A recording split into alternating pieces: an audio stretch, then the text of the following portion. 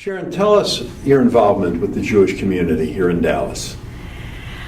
I have been involved ever since I moved back after graduating from college and living in Houston for a year. Mm-hmm. And my first involvement really was with the Sisterhood of Temple Emanu-El. What I remember most about that is that they had a group that really interested me called the Peace and World Relations Study Group.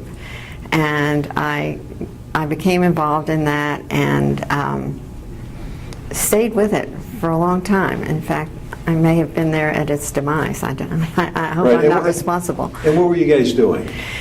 We were, each member took a country, and we researched the history and the political structure and the cultural structure of the country and how it related to whatever else was going on in the world.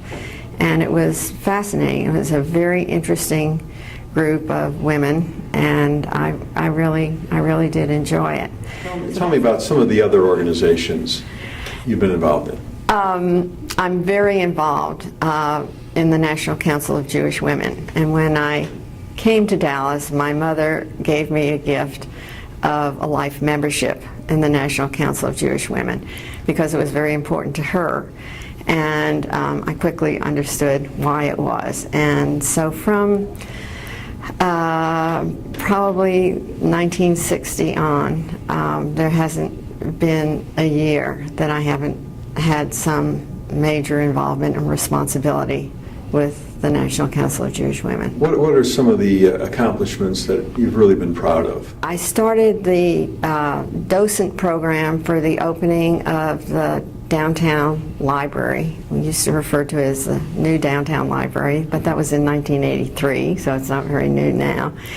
And then because of that, I was asked to do the same thing for the opening of the Meyerson Symphony Center. Mm-hmm.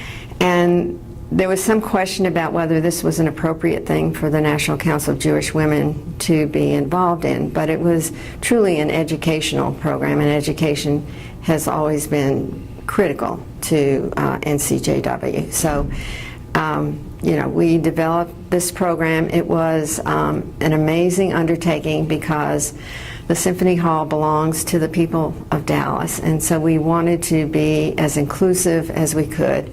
And we had volunteers from the Catholic Church across the street, the Santuario de Guadalupe, and we had students from Skyline's architecture cluster, and women from Links, which is an African American women's organization. So we tried very, very hard to make it reflect the population of the city. And that was in 1989, and we managed huge crowds. I really don't know how we did it.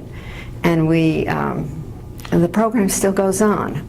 Little did we ever suspect that 20, almost 30 years later, it would still be active. Very concerned about hunger and poverty. And so for about the last 15 or 20 years, I've been involved in one way or another with programs that address that. The National Council of Jewish Women has been very supportive and very interested in it as well. So I've worked with the North Texas Food Bank in a program called Operation Frontline, where they teach women of very limited means to cook in a healthy and economical way. And several of us who were involved with that program realized that we have this increasingly terrible problem of obesity, and they're so closely linked to poverty and hunger.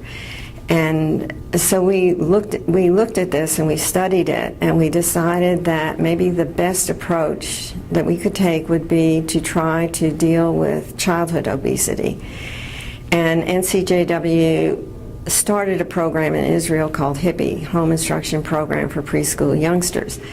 And in that program, they have women who come from that particular community who were moms that were participated in the HIPPY program.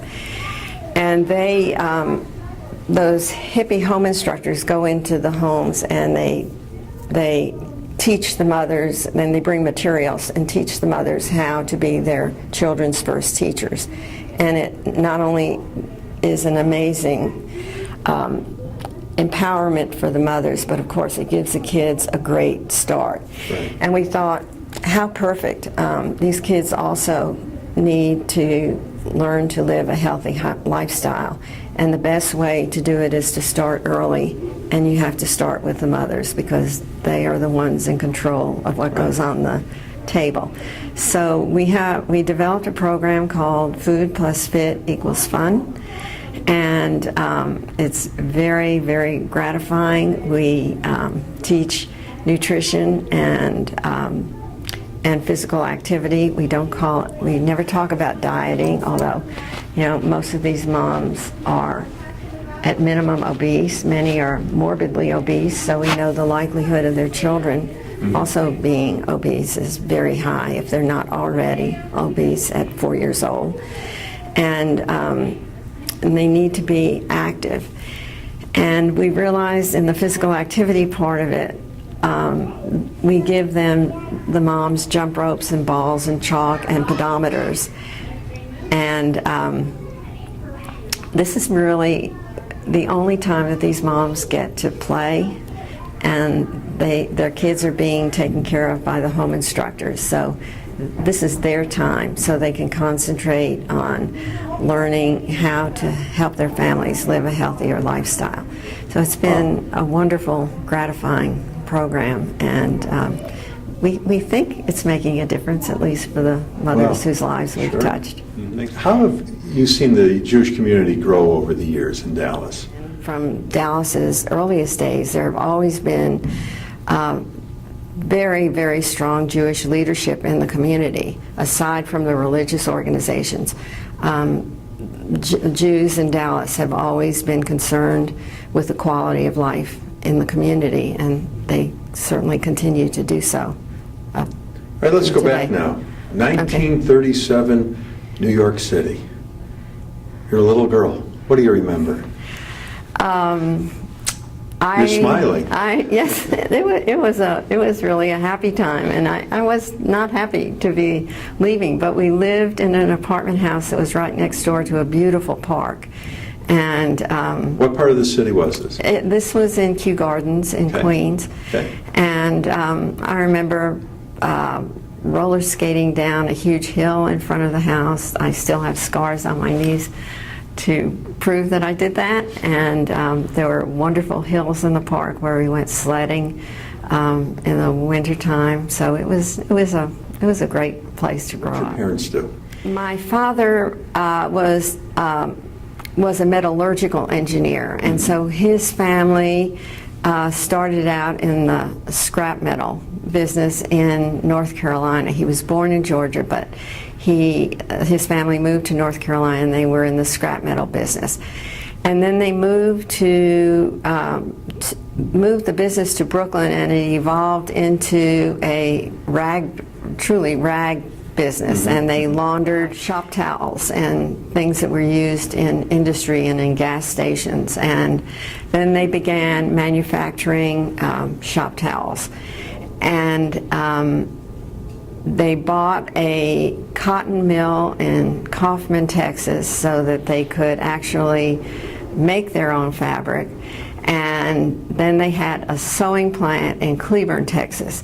So this meant that my father was not home very much, and it got to be very difficult for the family. And so my father announced that, lo and behold, the whole family was going to be moving to Texas. My mother was determined that we were going to get here for my father's birthday on January 18th, and she drove like a bat out of hell from New York in order for, it's amazing that we got here.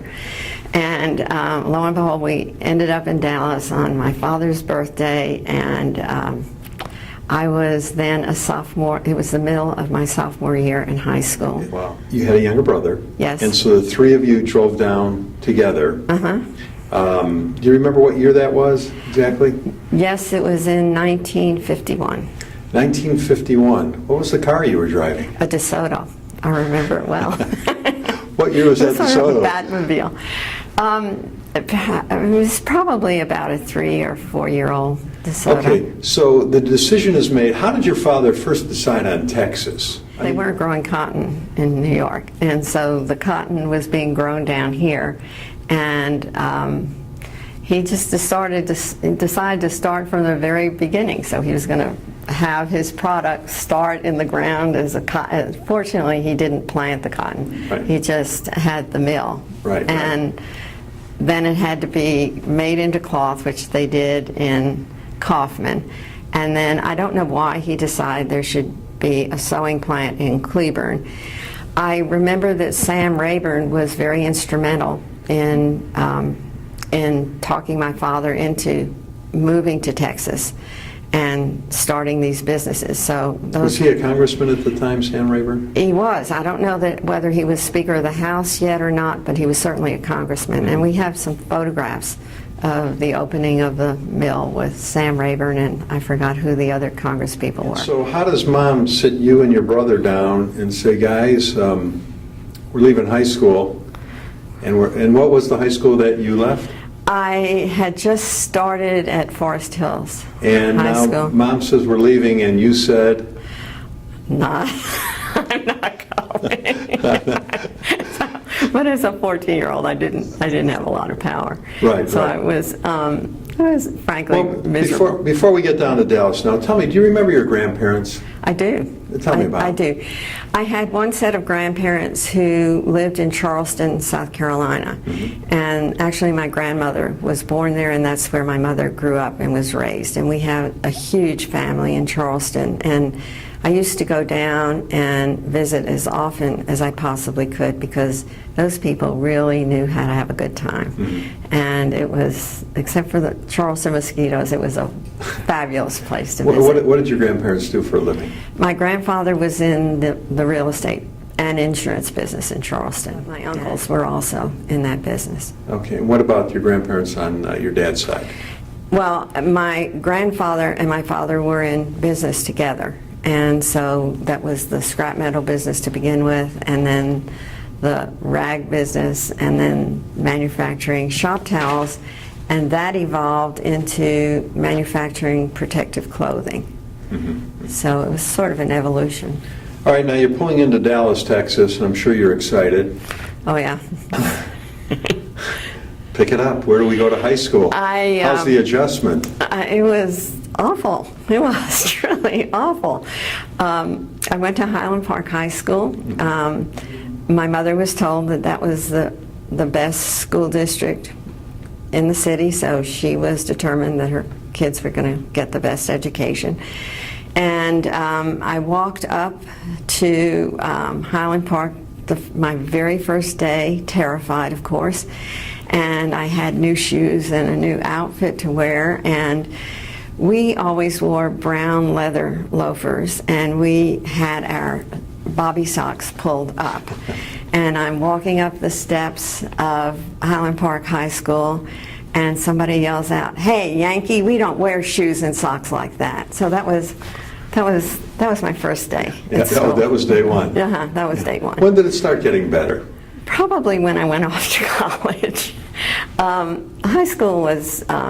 Still an adjustment for you. It was. It truly was. And where did you go to college? I started out at the University of Texas. Okay. In Austin? In Austin, Okay. and I had an incredibly wonderful time there, made a lot of friends, had an overwhelming social life, and I decided, I think there's probably more to college than having your calendar filled with dates all day long. And so I decided I need to be at a women's college. I need to be at a women's college. And this was in the summer between my freshman and my sophomore year. Wow. Okay. And I, in July, began applying to women's colleges for that September.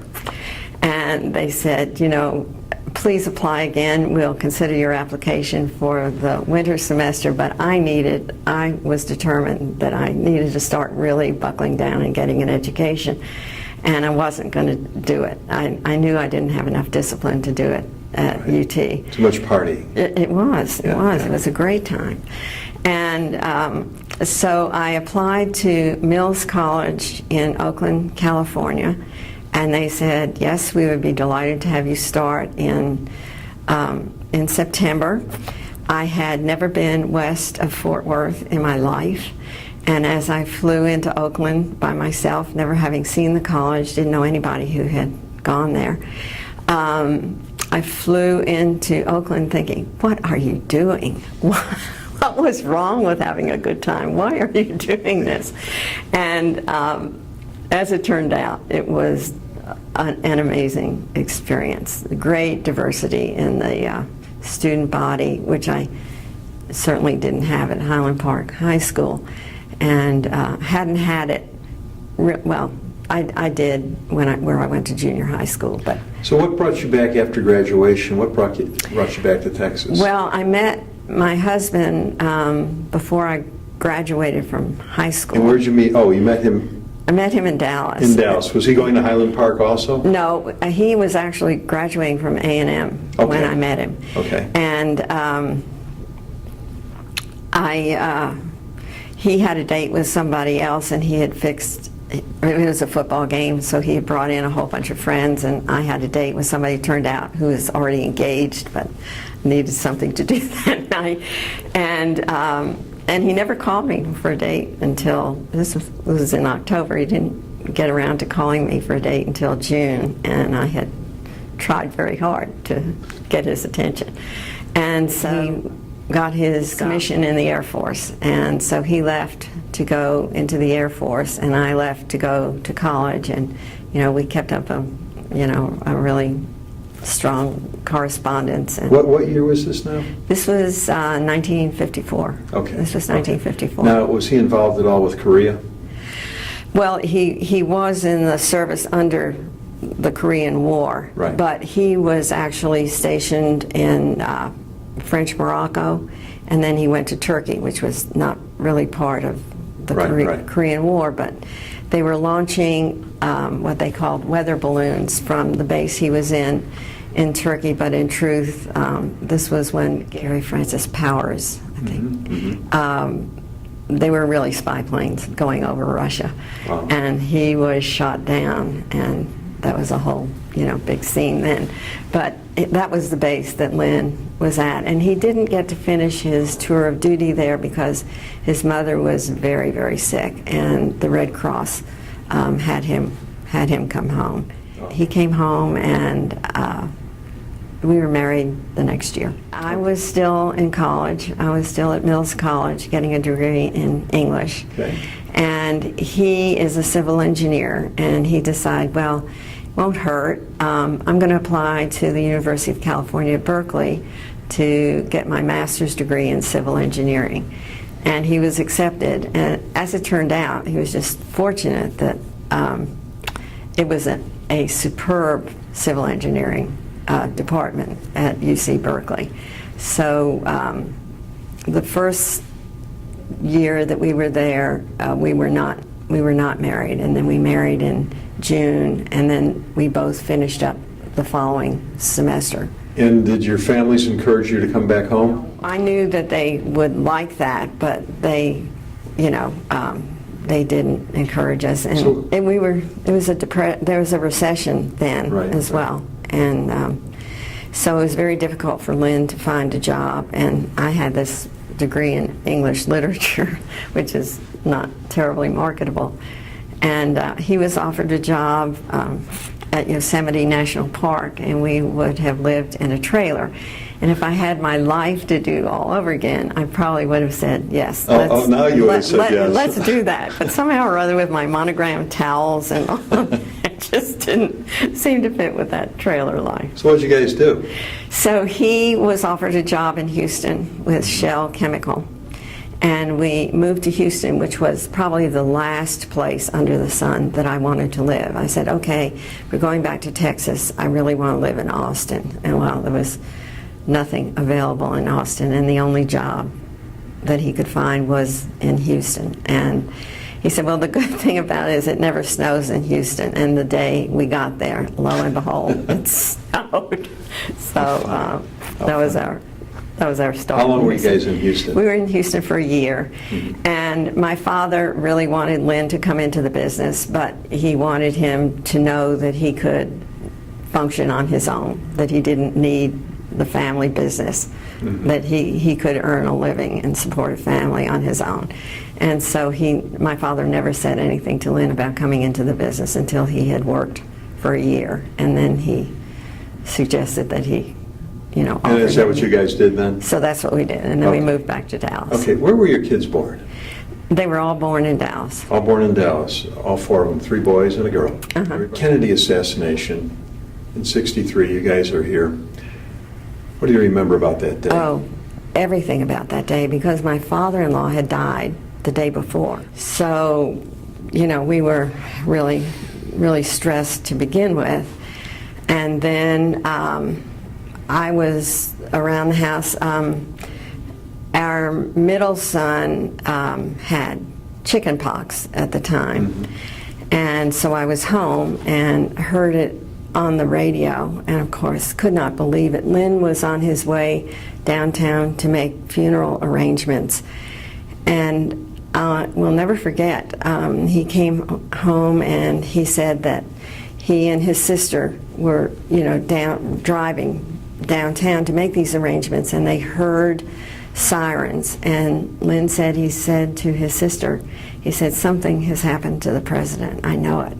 Wow. And unfortunately, it was so. And then my father-in-law died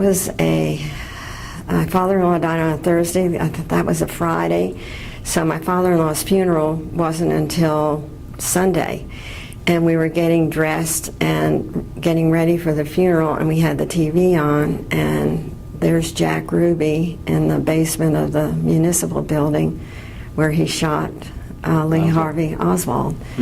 So the funeral, it was a funeral unlike anything I've ever been to, because everybody was so terribly distracted. We were so disturbed about my father-in-law's death, and then President Kennedy's death. It was a bad day. What was the happiest time in your life? My wedding day, of course, was a wonderful day, and the birth of our children. I've lived a very blessed life, and I've had the good fortune to not have to work and to choose the things that I'm passionate about to follow. So it's very difficult, seeing all my kids graduate from college, and then, the blessing of the most incredible grandchildren that anybody has are mine. And so Spoken like a true grandma. Absolutely, absolutely, absolutely. What is the neatest invention you've seen in your lifetime? I love to cook, and so I guess my Cuisinart is probably, there you go. is probably the first thing that comes to mind. But if I had a lot of time to think about it, I could come up with something else. But you're the first person to ever tell us that. Okay. I do like my Cuisinart. Yeah, no, that's great. What's your favorite holiday? Oh, my favorite holiday is Sukkot. Mm-hmm. And I've decorated the sukkah at Temple since the year that our oldest son was bar mitzvah, because the Sisterhood had talked about being economical and decorating the sukkah with plastic fruit. And I said, oh no, we're not doing that. And I said, okay, then you do it. And so I've been doing it for about 39 years. So you have the 4 children, 7 grandkids. Uh-huh. You've lived through so much in your lifetime. What advice does Grandma have for the next generation? I guess I will encourage them to just get as much education as they possibly can, and to find their passion and to follow it. You did a great job. Thank you. Thank you.